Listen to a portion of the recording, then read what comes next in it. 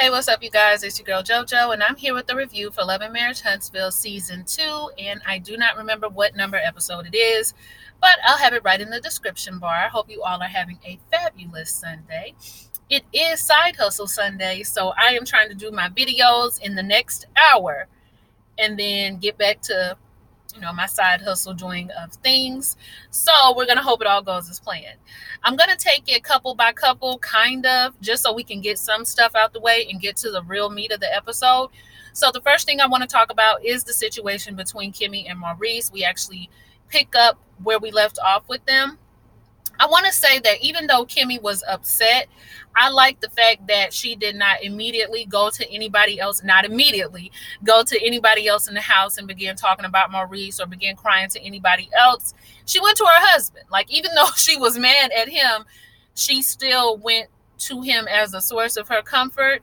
That's a level of maturity that I don't see too often. Like, I'm mad at you. However, I also know that I can come to you. So something about that I liked.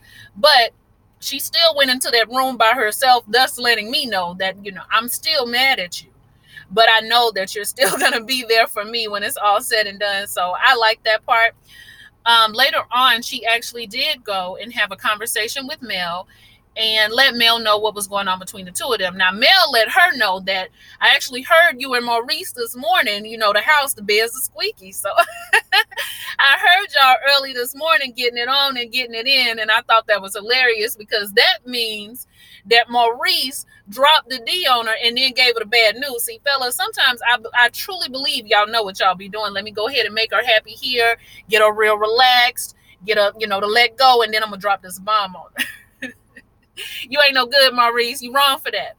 So then she expresses to Mel that there's a situation going on where Maurice offered to move them down here. Mel isn't feeling the idea. She thinks that it's crazy. She thinks that it's not respectful of Maurice to go and do that and not talk to Kimmie first, which we've talked about in the in the comments. And Kimmie says that she just doesn't want to be placed in this position. I wish he would have talked to me about it because I want what's best for Monster as well. I'm trying to look at my notes, y'all. I want what's best for Monster as well. And I felt bad for Kimmie. She does end up crying a little bit, like her eyes are just a little watery. Mel ends up crying more than her, and I'm thinking that's because of her hormones. But I felt bad for her because I feel like she doesn't want to be put in a position where she looks like she's being the bad guy. However, she wants what's best for Maurice and Monster. She doesn't want to be the detriment of their relationship as father and son, but at the same time, she doesn't want to just keep accepting any and everything that goes on in regards to the relationship, I guess, with him and Kiawa and the husband or whatever else goes on. Like, are we going to keep giving in and giving in and giving in and giving in? Like, where is there a stop to everything? I think that's what she's kind of thinking. And I told y'all last week I noticed a difference in how people were taking Kimmie's behavior versus Kiawa's behavior based on what they may have been through in life. And I actually had somebody in my comments say that they've been in all them positions, ex-wife, single mom, new wife, all of that. And I was raised by a single mom. And a lot of times what you get in your mind is I've done the work. I have raised them up to this point. I've taught them certain values. And now that I've got them to this point, you just want to kind of take him from me. I know that's the feeling that a lot of single parents may have. Then you want to take him from me and move him miles and miles away. I can't be a part of his life like I used to. So there's just a lot of feelings that come with that. And then on the flip side, with Kimmie and Maurice, is just kind of like, well, this was the agreement and I thought he was going to come here. Kimmie's just feeling like I've already raised a son by myself. I don't want to get here with Monster, and I feel like I'm being a single parent again. It's not that I don't care about him, but I want it to be parenting and not parent. So I understand both sides. I try to look at it from both perspectives, but I just really hope at the end of the day, people are thinking about Monster and not thinking about themselves personally. You just gotta really, I don't understand why ain't nobody talked to Monster. Have y'all talked to him to see what exactly he wants? That might help the whole situation. But things are easier said than done, right? So I applaud Kimmie for sharing her information with Mel because it's a lot of tension going on in the house right now, and I would be very hesitant to share my business with anybody. However, I think Kimmie did that in order to, I don't know, I think she did it to help with their relationship. Like, okay, let me give Mel this information and let her know that, she ain't the only one that's got stuff to decide within her marriage. We got stuff to decide too. So maybe that's why she did it. But either way, I thought it was a good moment between the two of them. I don't know if I would have done it, because I keep a lot of my stuff like that to myself, but I still applaud her because I think it helped their friendship in a weird kind of way. Now, later on, Maurice is telling the guys about his decision, and all of the guys are looking at him like, you are outside of your applehead mind if you think that you should move your ex-wife and her husband here, and that's going to be the solution to everything. You are crazy. The only person who agrees with Maurice is Martell, because Martell is the type of dad where he's going to do anything that's going to benefit his children. And maybe Sadaric and Marsau don't understand that, because maybe they're not the type of fathers that we are. Now, even though we got our feelings about Martell, I will give it to him. I do believe that he is a great father, and I think he has a lot of love for his children. And I think that's honestly what keeps him acting somewhat right, somewhat, I use loosely, in his marriage. But I think he really does have full love for his children in a way that you don't see with a lot of dads. Not saying that dads don't love their kids, but he has a nurturing part of him that sometimes you don't see in fathers. So he understands what Maurice is saying. Marsau and Sadaric are just like, no, I wouldn't do it. If anything, I would just exhaust all of my resources to get custody. I would not be trying to give in to her. And Sadaric was especially offended that that Kiawa doesn't care for Kimmie. He was just like, oh no, it's a wrap then. I think personally, y'all, Sadaric like Kimmie, just like, not a lot, not disrespectful like, but I think he has a level of admiration for her, because even when she came in the room, he kind of hit her with the high five, but he was about to like spin her around like that was his woman. And Marsau even caught it. He said, was you about to spin that man's wife? I thought that was funny, but I think Sadaric just like a little bit sweet on Kimmie. You know how he told his wife, Kimmie cook all the time. So, maybe it's a little comparisons going on, but it's cool. It's cool to have admiration. Just don't take it too far. But he was just like, it's a wrap. I would just exhaust my resources, or you can get a condo or something in Michigan. Maybe y'all can live up there, which I don't see. I mean, that's just as extreme as him moving Kiawa out there to me. Maybe I'm wrong, but he says he's not leaving because there's more opportunities in Huntsville. I don't know. What would y'all do? What do you all think is the best decision? It's a lot to deal with. I'm glad it's not my situation, and I hope it's never my situation, because it is a lot to think about. I just want everybody to think about Monster at the end of the day. It was one more thing I wanted to say. Oh, Maurice does acknowledge that he was wrong for not talking to Kimmie first about it. Sometimes he can get ahead of himself and he can be a little bit selfish, but in the future, he needs to work on that. So I hope that he follows up with what he said, and I was glad that he had that realization. I wish the best for Kimmie and Maurice. I really do hope it works out, and I hope the sit down goes well enough where Kiawa feels more comfortable with her son living with Kimmie. But we will see. Okay.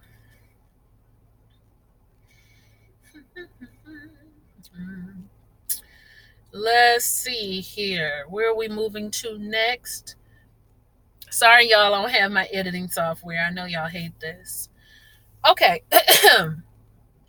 So Martell jumping into those bunk beds, I just want y'all to know it was sending me in a fit of laughter that I cannot explain. Just something about him climbing up in them bunk beds and chilling just made me laugh.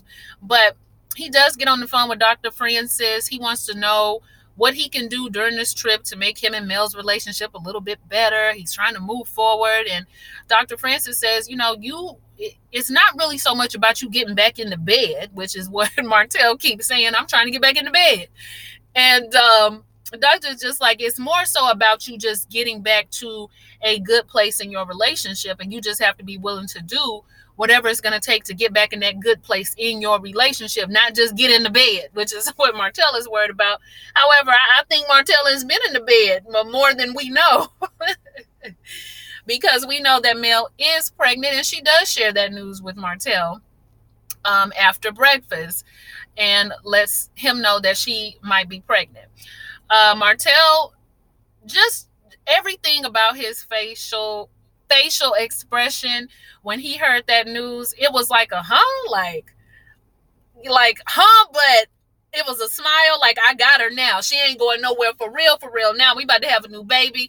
Like, the look on his face was like, yes, this is what's gonna do it. He even says it. I think this baby is gonna bring us closer together. So, child boo. I'm guessing that Mel got pregnant when they were doing well, because you remember there was a certain time before the phone call where they were doing well. I'm guessing that's when she got pregnant. I hope that's when she got pregnant.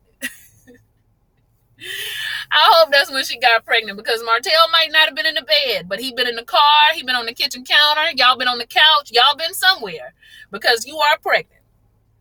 But anyway, while they were cooking breakfast, Mel had on like a little lingerie type shirt, and Kimmie made a comment about it, just being cute and laughing, and Mel was just like, well, I got it from you, you had your boobs out, but she had her.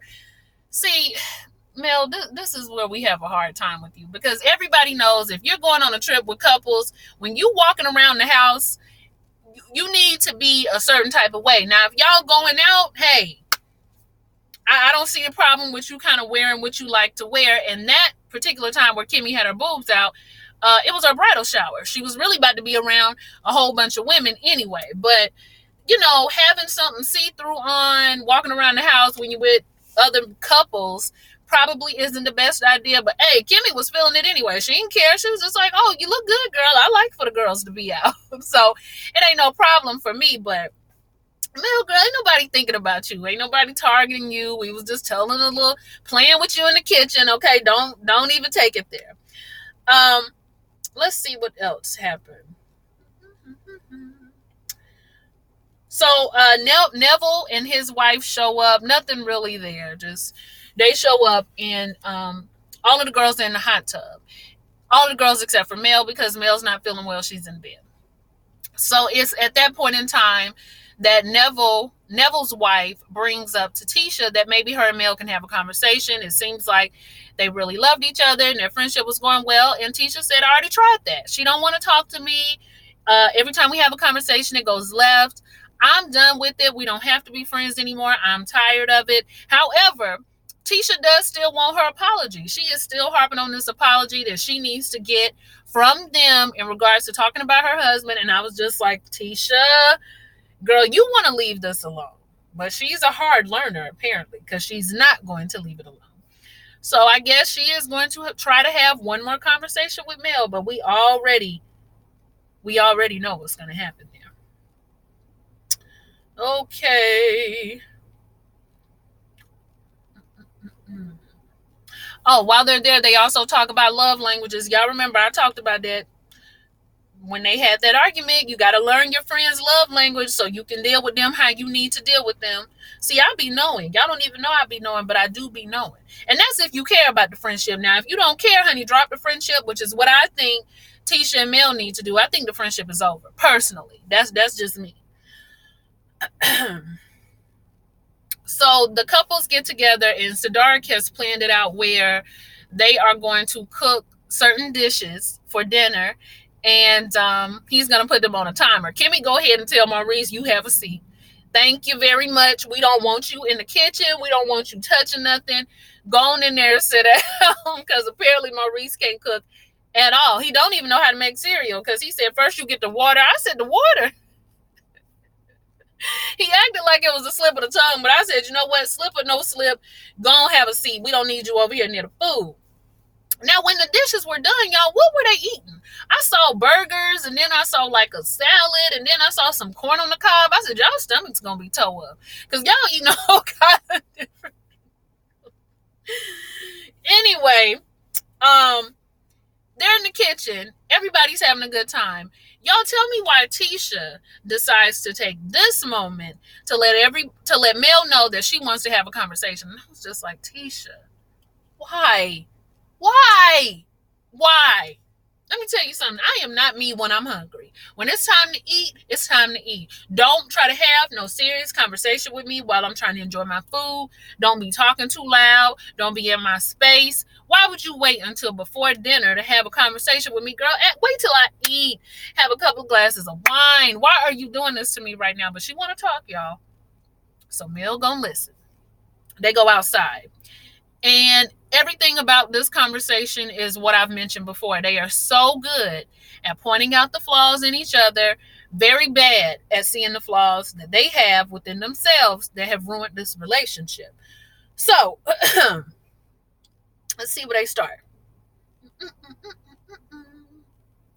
So, Tisha brings up the fact that she wanted to have another conversation because it seems like, you know, since this trip, things have been going well. The guys have apologized, but at the same time, I haven't really received an apology in regards to the cheating.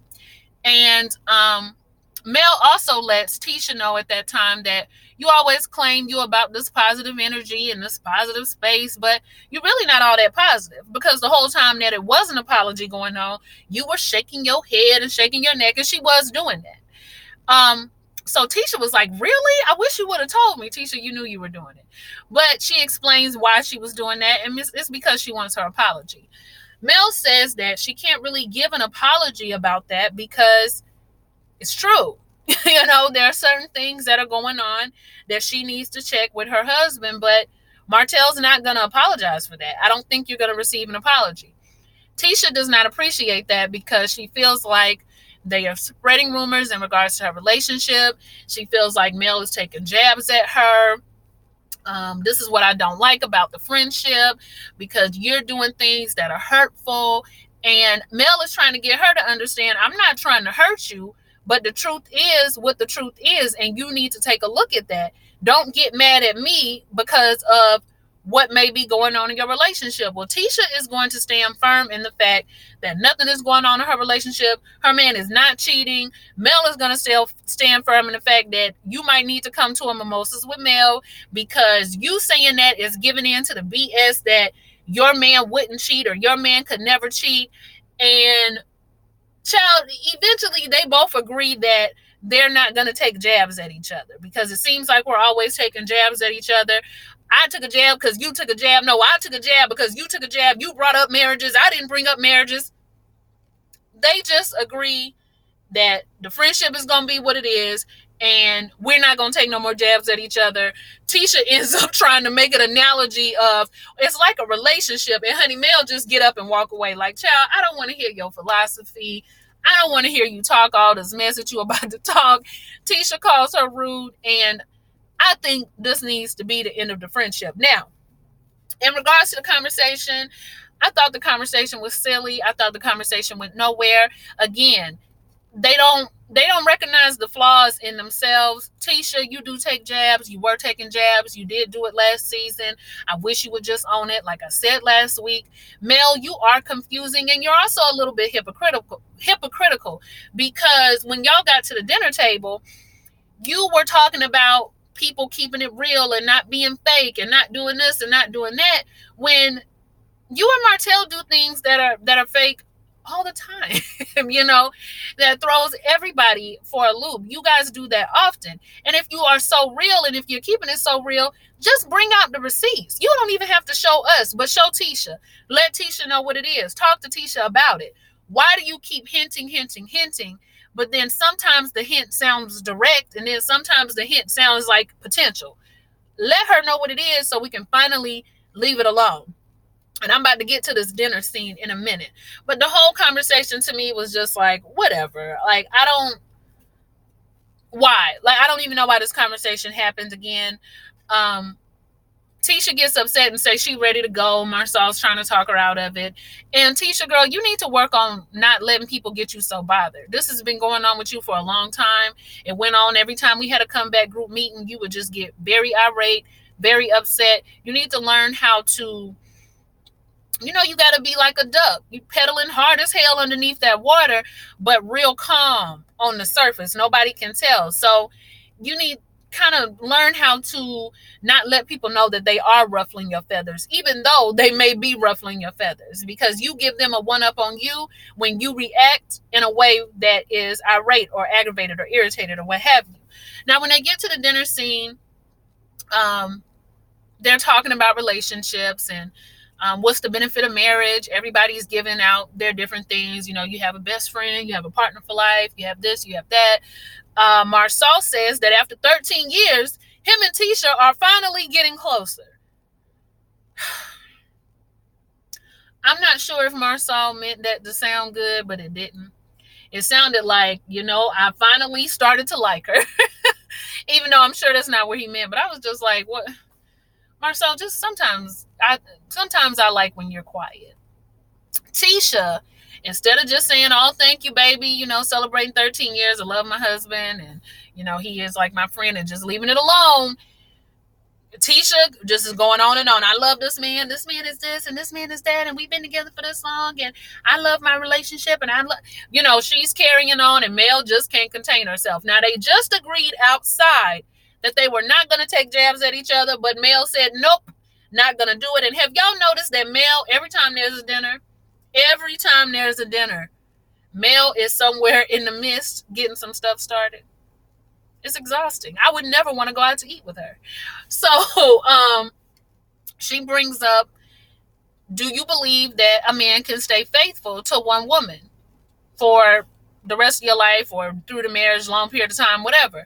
And everybody's face is kind of like, just stop it. Sadaric looked like he don't want to answer. Maurice looked like he would rather not even talk about this. Marsau looks guilty, and they didn't show Martell looks like, why?